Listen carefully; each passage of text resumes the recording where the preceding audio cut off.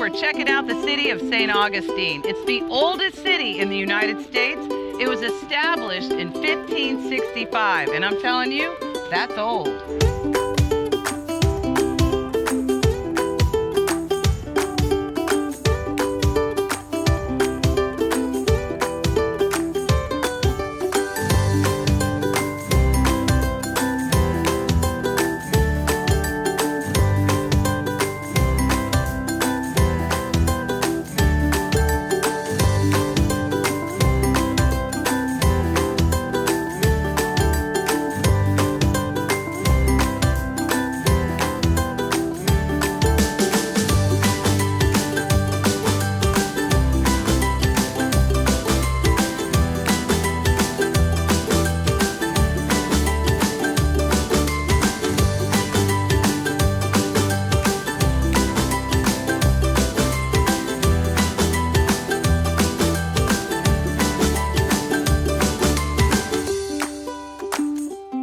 I'd like to invite everyone to come out to Anastasia State Park. We're open from 8 a.m. to sunset, and you can find out more information on our website.